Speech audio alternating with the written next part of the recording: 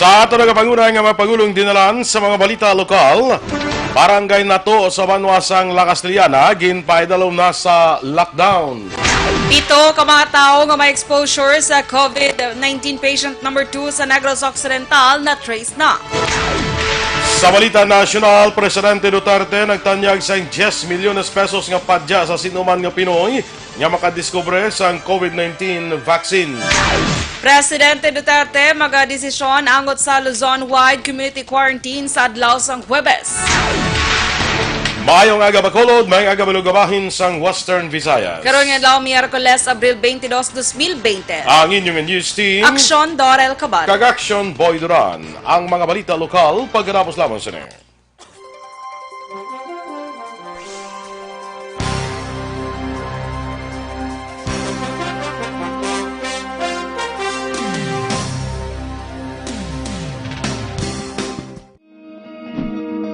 Para labanan ang banta ng COVID-19 sa ating bansa, mahalaga ang kooperasyon ng bawat isa. Ang pananatili sa loob ng bahay ay isa sa pinakasimple pero pinaka-epektibong paraan para hindi kumalat ang virus. Kunwari, ikaw ang tuldok na ito. Malusog ka at malakas. Lumabas ka ng bahay. Ang hindi mo alam, may nakasalamuha ka ng may COVID-19. Tandaan, mahirap malaman kung sinong may virus, pero madali itong maipasa sa iba. Pwedeng naipasa na pala niya ang virus sa iyo nung umubo siya, o bumahin. O baka naman ay nahawa na dahil humawa kayo sa parehong bagay na kontaminado. Ngayon ay mayroon ka na ring COVID-19. Isa ka ng carrier na makakahawa sa iba. Dahil maaaring ilang araw pa bago lumitaw ang sintomas na ubo, sipon, hirap sa paghinga at lagnat. Pwede ring wala kang nararamdamang sintomas, ngunit nakakahawa ka pa rin. Pag-uwi mo sa bahay, maaari mong mahawahan ang iyong pamilya. Kasama na rito ang lolo at lola mo o ang mga magulang mo na may edad. Sila ang may pinakamahina na depensa laban sa virus. Ang mga may sakit sa puso, diabetes, high blood, at iba pang pre-existing conditions at mga buntis, mahina ang panlaban sa COVID-19. Kapag na-infect ang taong mahina ang immune system, posibleng magkaroon siya ng malalang karamdaman at kailanganing dalhin sa ospital. Sa patuloy na paglabas ng bahay at pagpunta sa pampublikong lugar, tinatayang maaari kang makahawa ng 3 pang tao at sila makakahawa ng mas marami pang iba. 20% ng mga nahawa ay maaaring maospital at dadami ng dadami ito habang mas kumakalat pa ang virus. Bukod sa dumaraming COVID-19 patients, marami pang ibang may sakit ang nasa mga pagamutan. Ang mga pasyenteng malubhang-malubha na ang karamdaman, hindi na maaasikaso. Wala ring lugar para sa mga pasyenteng may ibang karamdaman.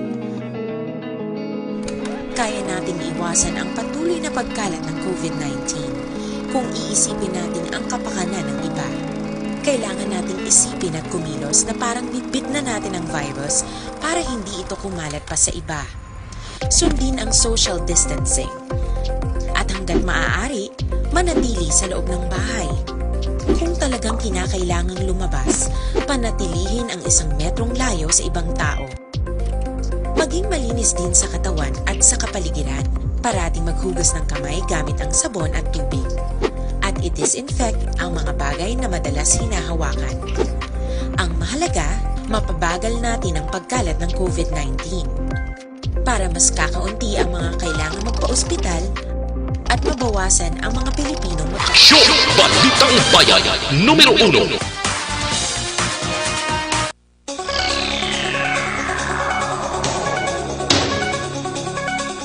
Aksyon Radio Philippines Standard Time, alas 6:05 sa detalye na sa aton mga balita lokal. Ginpaidalom na sa lockdown ang bilog nga barangay nato sa Banwasang La Castellana. Ini ang desisyon sang Interagency Task Force on COVID-19 sang Banwasang La Castellana matapos na ibaluan nga may isa ka residente nga nagpositibo sa COVID-19.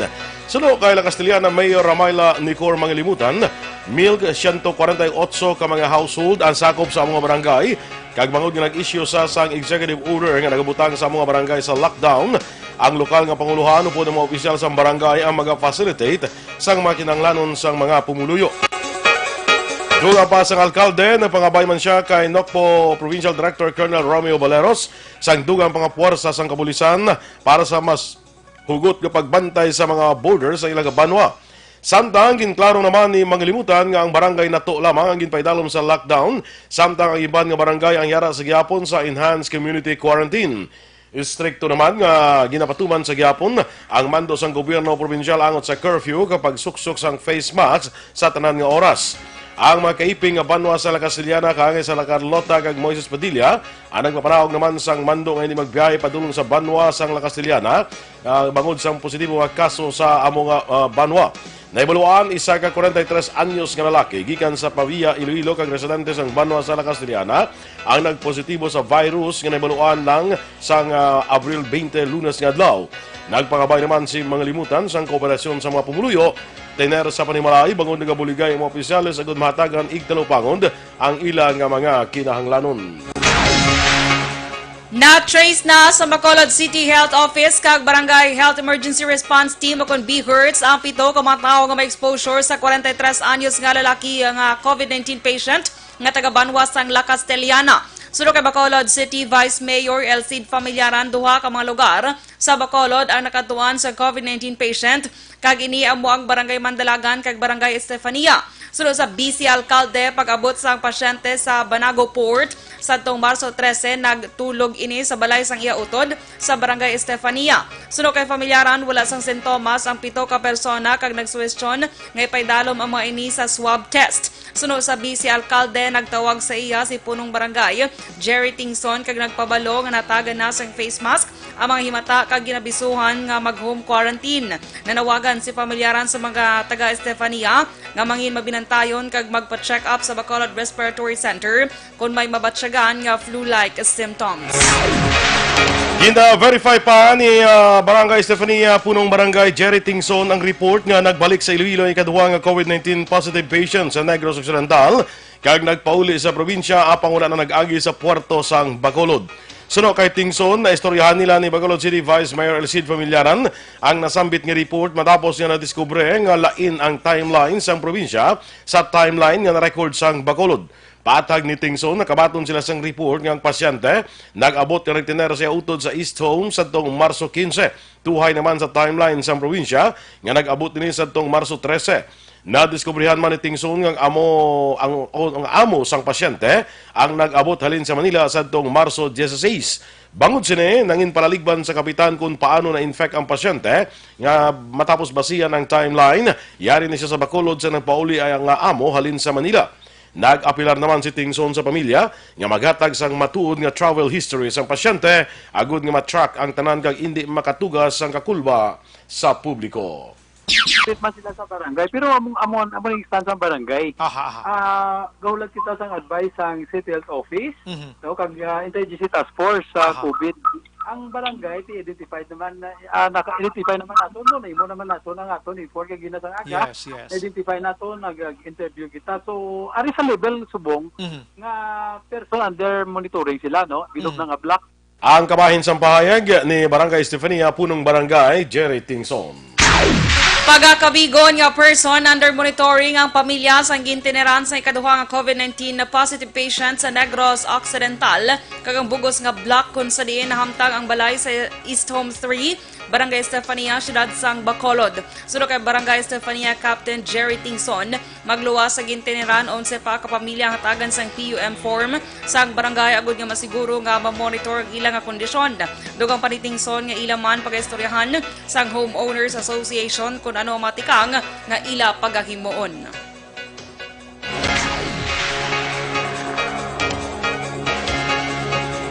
Sa iban pa naton nga balita lokal, ginkilala sang 303rd Infantry Brigade Commander ang kaisog sang 4 ka mga soldado sang 94th Infantry Battalion nga napilasan sa inkwentro batok sa NPA sa Sitio Conalom, Purok 2 Lunoy, Barangay Carabalan, siyudad sa Himamaylan sa Abril 19. Gin-award ni Colonel Inocencio Pasaporte ang Brigade Commander ang Wounded Personnel Medal kay Corporal John Chris Laus, Corporal Lismer J. Tumayaw, Private First Class John Paul Gyonson, kag Private First Class Alexis Mipranum. Madumduman nagpatigan sang Community Security Patrol ang katapos ang 94th IB agud magatag proteksyon sa mga pumuluyo nga nagbaton sila ayuda gikan sa gobyerno nga Social Amelioration Program paagi sa DSWD sa magluntad ang pagpangatake sang NPA.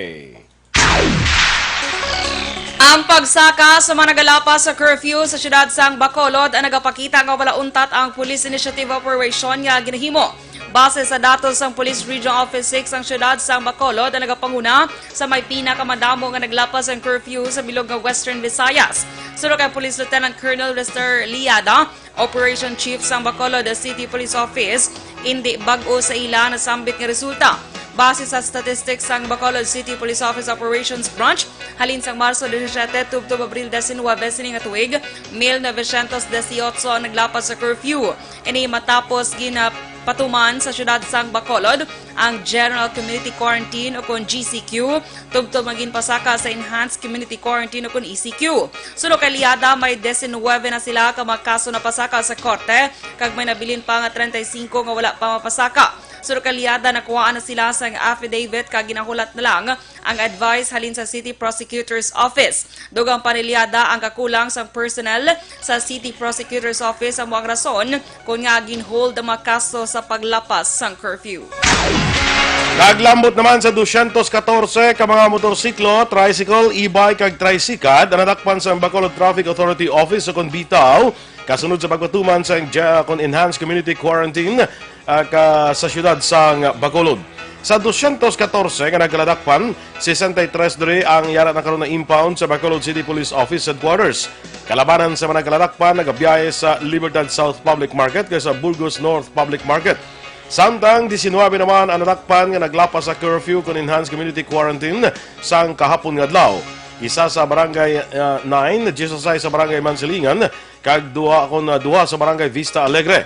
Sunod kay Police Lieutenant Colonel Ariel Pico, ang Public Information Officer sa Bacolod City Police Office, hindi maguntat ang kapulisan sa pagdakop sa mapasaway nga driver kag pumuluyo nga wala nagasunod sa ECQ nga ginapatuman sang syudad.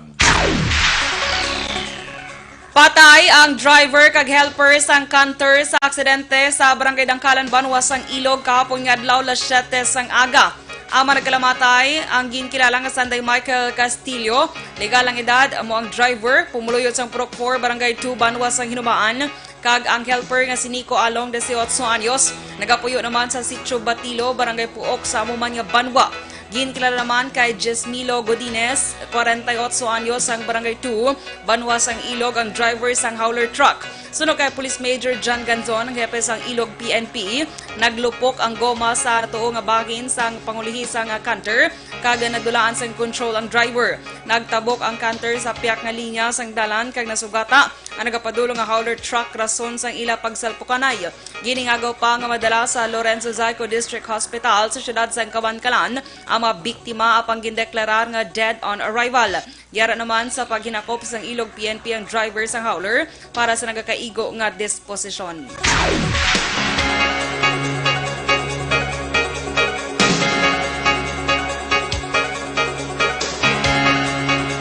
Nasapwa naman nga patay ang isa ka babae sa Swan Restobar and Beach Resort sa Purok Santan, Barangay Talakagay, Banwas sa Hinubaan, sadtong Lunes ang hapon. Ang ining nasapuan nga patay ginkilala kay Leoniver Del Rosario, 40 anyos, pumuluyo sa amuman nga barangay. Sunod sa Hinubaan PNP, nakita na lang sang operator sang resort nga si Johnny Anthony Del Rosario, nga naghigda na ako nagahamyangon na sa duta kag wala sang kabuhi. Ang biktima nagapuyo sa kilid sang resort. Padayon pa karon ang investigasyon sa kapulisan kung ano ang rason sang kamatayon sang biktima. Dakop ang duha ka persona sa bypass operation sa Menlo Phase 4, Block 6, Lot 12, Barangay Zone 12A, Siyudad sang Talisay, sa Martes sang hapon. Ang mga nagkaladakpan ang Musande Andrew James Folgueras, 21 anyos, pumulo sa Zone 9, kag Jose Remiro Fondoza, 31 anyos, nagapuyo naman sa Barangay Zone 12, apang ining duha ang temporaryo nga nagtiner sa lugar nga ginpatigayonan sa nga bypass operation. Nakumpiskar sa poder ni o nakumpiskar kay Folgueras ang balor 55,000 pesos, nga ginapatihan shabu 500 pesos nga marked money, cash nga 820 pesos, cellular phone kag drug paraphernalia. Nakuha naman kay Frondoza ang isa ka sachet sang ginapatihan shabu. Ang mga items sige paidalom na sa laboratory examination samtang preso naman sa custodial facility sang Talisay PNP ang mga nagkaladak. Nadakpan man ang duha ka babae kag isa ka lalaki sa buy-bust operation sa Villa Miranda, Barangay 6A, siyudad sa Victoria sa tung Lunes ang gabi. Ang mga nagkalakpan, ginkilalang asantay Maricar Dolindo, 37 anyos, Belen Castro, 42 anyos, kag Gerson Miranda, 29 anyos, tanan pumuluyo sa amuman nga lugar. Nakumpiskar sa may ang balor 20,000 pesos ng inapatihan shabu o kung nabilis ang shabu, duha ka cellular phone, 400 pesos nga buy-bust money, kag 2,000 pesos nga cash. Ang items igapaydalom naman sa laboratory examination, samtang ang nagkalakpan preso na karon sa custodial facility sa Victoria's PNP. Aksyon Radio Philippine Standard Time, las 6:17. Kag sa ato naman yung mga ka-aksyon yung nagapangita sang habon nga epektibo, garantisado kag wala sang preserbatibo, magamit na sang Dr. Alfred's Mangosteen Soap. Ang Dr. Alfred's Mangosteen Soap ang orihinal nga habon nga may mangosteen extract, natural, organic, antiviral kag antibacterial. Para sa mas epektibo nga paggamit sini, ipabilin sa tubtub 3 ka minuto sa imong lawas, samtang padayon ang imong pagkuskos. Safe, bangod wala inisang chemical component. Magluwas diri ang Dr. Alfred's Mangosteen ang feminine wash, shampoo sa imong stubborn dandruff o na kaspa, anti-pimple soap kag anti-skin allergy. So sa aton nga mga ka-aksyon, magamit na sang Dr. 10 milyones pesos gintan nga gapadya sang presidente sa makadiskubre sang COVID-19 vaccine. Samtang Presidente Duterte magadesisyon angon sa Luzon-wide community quarantine sa adlaw sang Huwebes. Ang mga balita nasyonal sa pagbalik sang Aksyon, Balitang Bayan, Numero 1.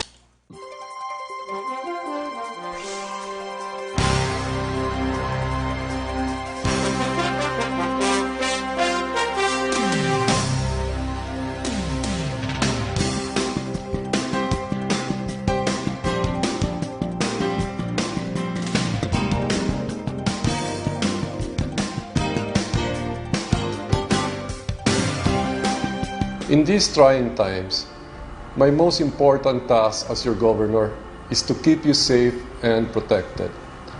At the start of the year, we saw it in the news, and the possibility of a pandemic was just unfolding. Yet, that time, the threat was not as real for the Negrenses as it is now. Never in recent history that borders and ports have been closed and community quarantine imposed. We are facing a novel virus, an unfamiliar disease. The virus is not under our control, but we can control our response. The proper coordination between the government and its citizens is the most effective tool in facing circumstances like this. We cannot judge the gravity of a crisis based on the fact that it has missed us and our close circles. The totality of our acts, that of the government and you, the citizens, will determine the future of Negros Occidental and the Negrenses. How will history judge us? Will we survive this crisis by cooperation, or will we succumb because of disobedience and distrust? The rules have been laid out. The least we can do is to follow.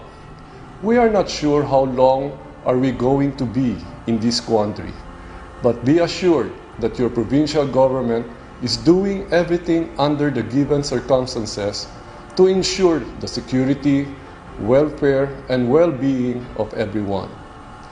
In situations like this, each and every one has an active role to play. Never underestimate the impact of your contribution by staying home. We are one nation, one province, one people. This is your Governor Bong Lacson asking all of you to stay home, practice social distancing, and exercise proper hygiene. We are all in this together. It has been said that upon the conduct of the individual depends the fate of all. Thank you and God bless Negros Occidental.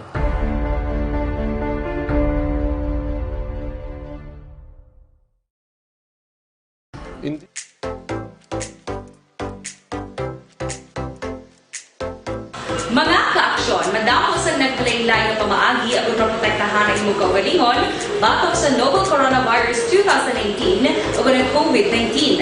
Isa sa mga pinaka-importante ang regular, safe, and effective hand hygiene gamit ang habon kag tubig o ng alcohol-based hand rub. Yan ang proseso sa paghugas ng gamot na rekomendado sa World Health Organization.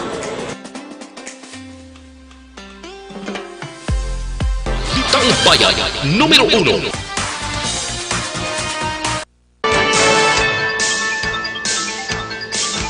Aksyon Radio Philippines Standard Time, las 6:22, detalye na sang mga balita nasyonal. Nagtanyag siyang 10 milyones pesos nga padya si Presidente Rodrigo Duterte sa sinuman nga Pinoy nga makadiskubre sang vaccine batok sa COVID-19. Sa televised briefing, ginpahayag ni Presidential Spokesperson Harry Roque nga ginanunsyo sa Presidente ang nasambit nga tanyag. Sa karon may pilanar ka mga potential vaccines ang na-develop sa iban nga pungsod, kaangay sa Estados Unidos, China, Japan, kag Australia. Sa teliktan nga semana, ginpahayag ni Presidente Duterte sa Asian Leaders of Virtual Meeting nga ang tanan nga pungsod dapat mahatagan sang patas kag mahapos nga access sa vaccines kag bulong para sa COVID-19 kung ini ang mangin available na.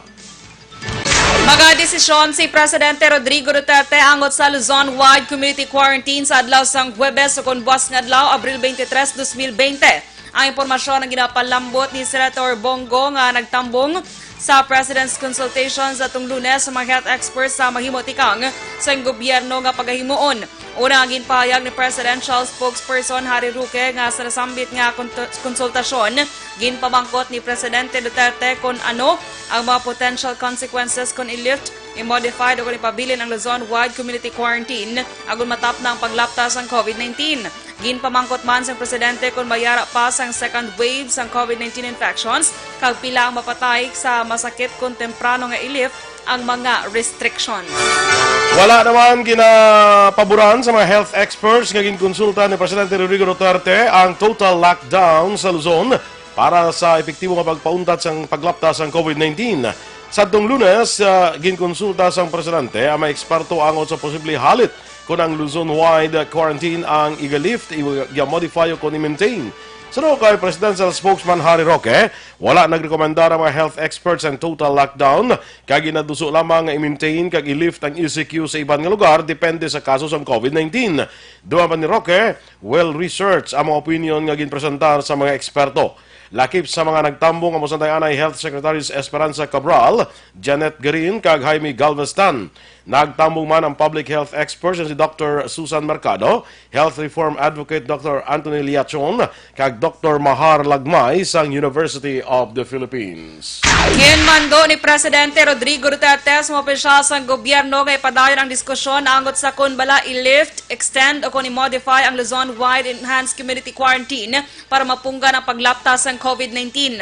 Sunod kay Cabinet Secretary Carlo Nograles, nag-issue sang direktiba ang Presidente pagkatapos ng iya meeting sa pila ka mga miyembro sa Interagency Task Force for the Management of Emerging Infectious Diseases sa sadtong Lunes. Sa televised briefing, ginpahayag ni Nograles na ginatagan sa task force si Presidente Duterte sa nagakaigo nga panahon ago desisyonan ang quarantine. Si Presidente Duterte ang nagpangayo man sa guidance sa mga eksperto sa medisina nga ginabugusan sang epidemiologist kag virologist subong man sa mga anay tiglikom sang Department of Health.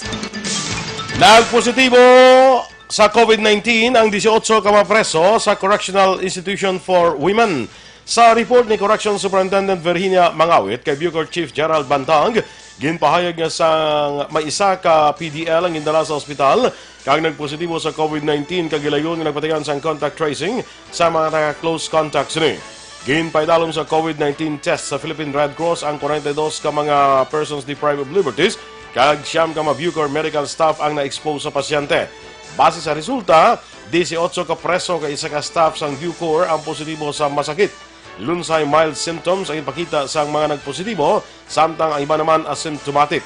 Nagpatigayon na sang contact tracing sa naka-close contacts ang 18 ka PDLs kag isa ka Bucor staff. Kinkumpirma ni Philippine National Police Chief General Archie Francisco Gamboa nga nadungagan pa ang kadamuon sang ginigo sang COVID-19 sa ilang hanay. Sa labing ulihing records, 34 ka pulis ang nagpositibo sa COVID-19. 723 nga kaso ang ginakabig nga probable kag suspect sa makalalaton nga balatian. Dugang pa ni Gamboa, 12 na ka pulis ang naka-recover samtang may 3 ang napatay sa tunga sang pagpakig-away sa COVID-19. Nag-donate naman si Senate Majority Leader Juan Miguel Zubires ang blood plasma sa Philippine General Hospital kahapon nga adlaw Martes. Sunod sa senador, tuyo siniyagod makabulig sa medical experts sa pagpangita sang bulong para sa COVID-19. Duwa pa ni Zubire, maswerte ini bago naka-recover siya sa COVID-19 nga wala sang komplikasyon. Ginapangabay man sang senador sa iban pa nga nag-ayo na nga pasyente sang COVID-19 nga mag-donate sang plasma bangod sa sini nga pamagi makabulig sa madamo nga tawo.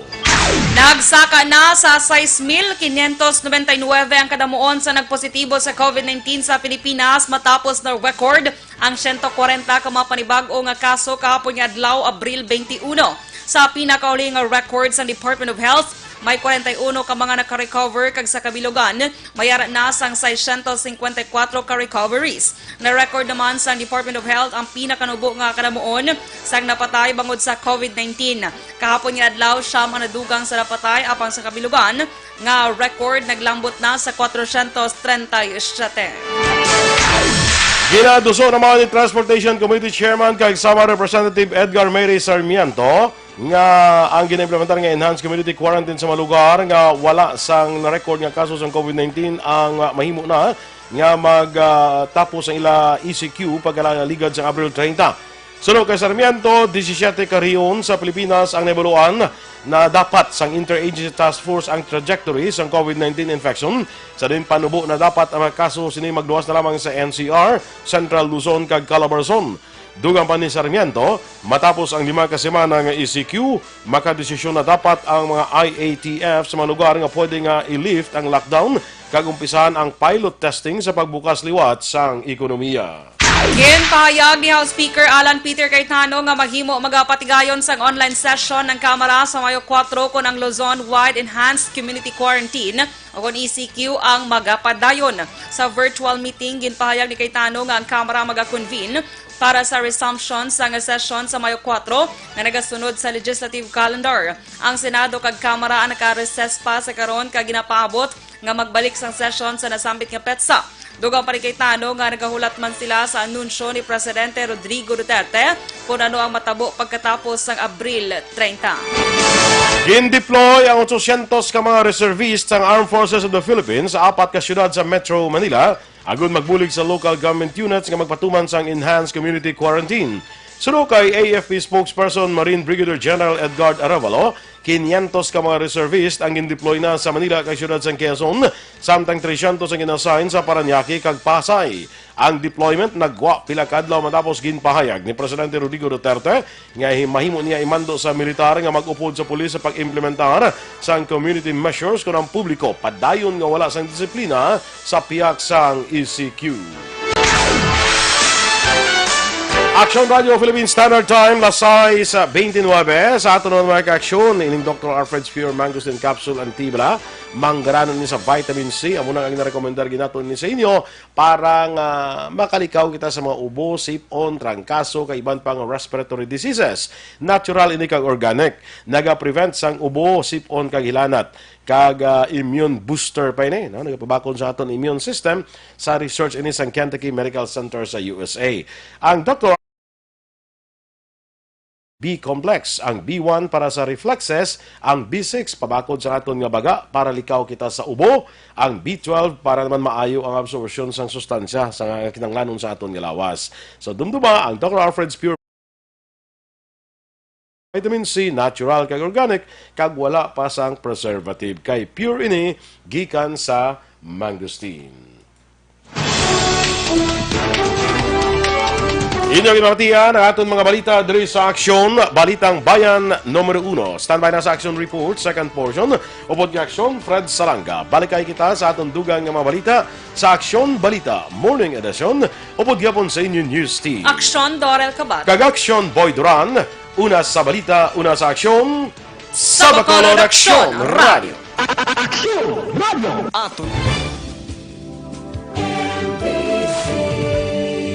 Manila Broadcasting Company.